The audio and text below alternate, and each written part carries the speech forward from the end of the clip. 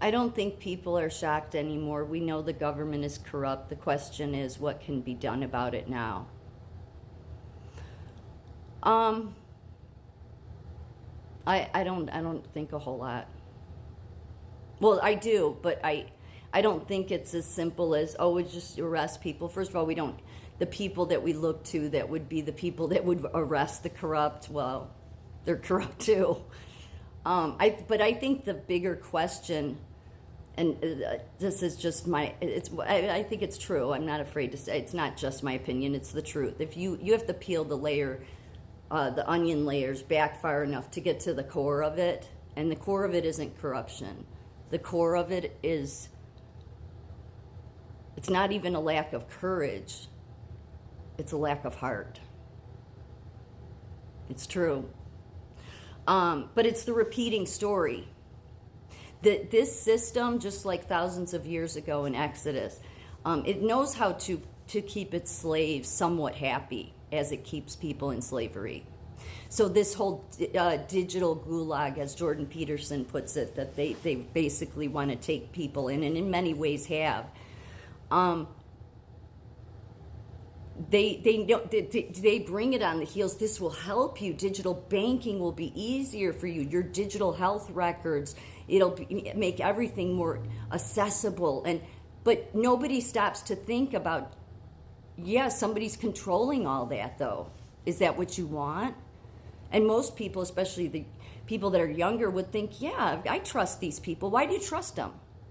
Why do you just automatically trust? Why? Because they have a bunch of letters after their name? Because you've been told those are the people to trust? Like trust the science kind of thing? Or is it because you have a bunch of people at the World Economic Forum because they're billionaires and who knows how they got all their money, but you think those are the people to trust? Or because they come across as educated, it makes you think that they have self-awareness? No, they have no self-awareness. None. So I think in order to do something about it, it takes people having a heart again. I don't know, but this place knows how to entrap people.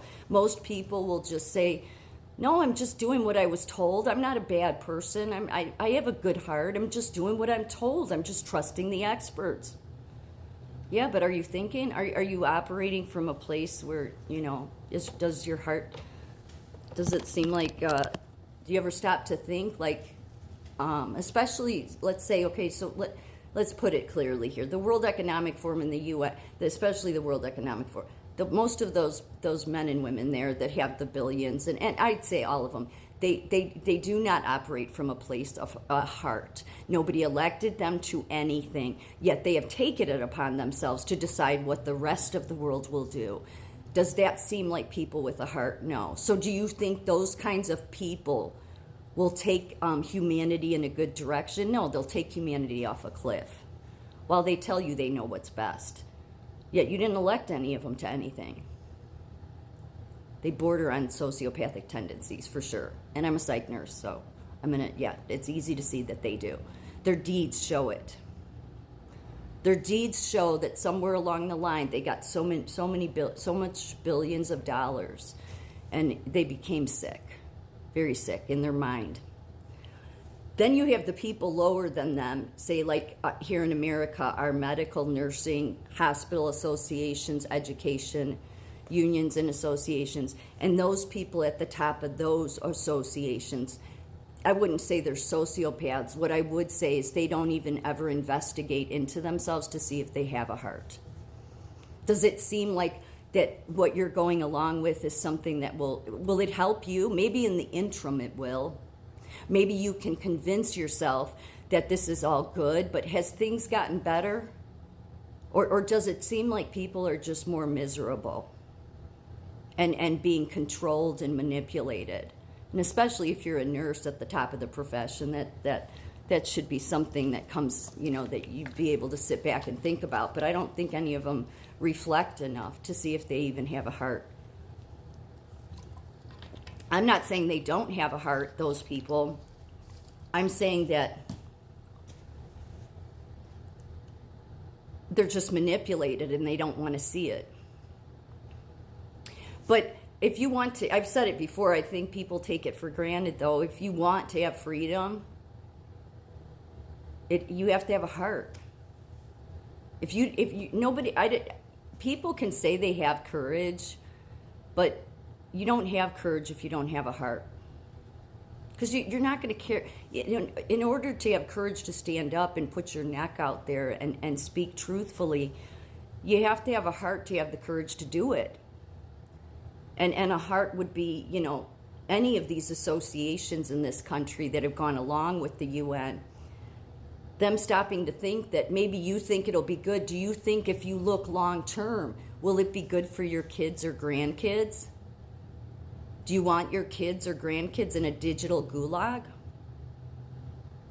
I mean, that's really where that's what these sick people would take it to. Larry Fink is a sick person. I don't care how many billions of dollars he has. He's a sick person. He's a tyrant in his thinking, and most of the World Economic Forum is. No matter how good of papers they write, there's no self-awareness. I mean, eventually, they will just end up facing their own demise one day, like everybody does, but they will have nothing to show for it except that they wanted to control people.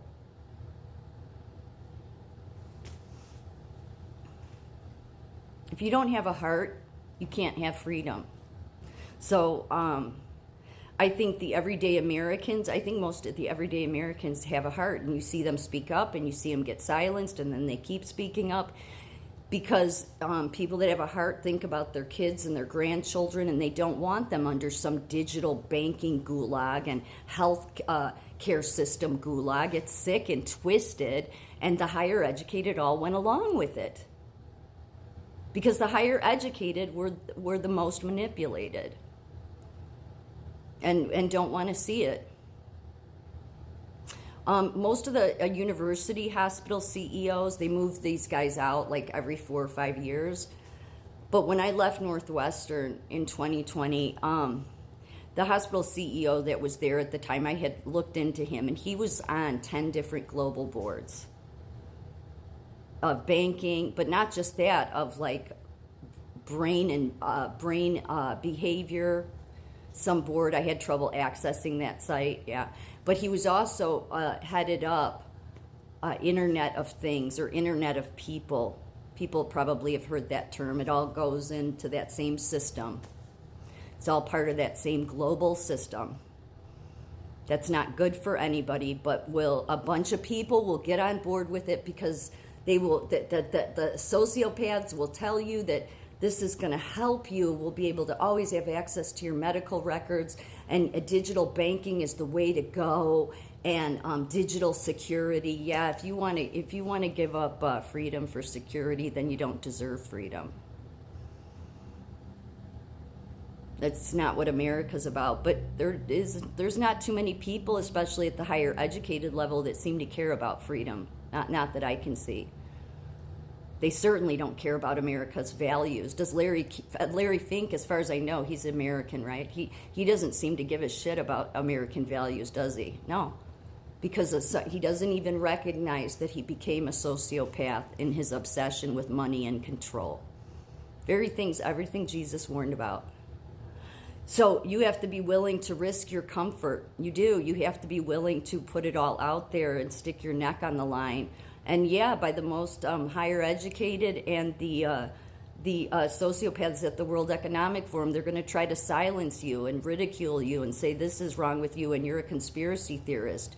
But look around, because if you have a heart, you should recognize the people that don't have a heart. I think that what would fix it is if people did some soul searching and maybe start operating from their heart.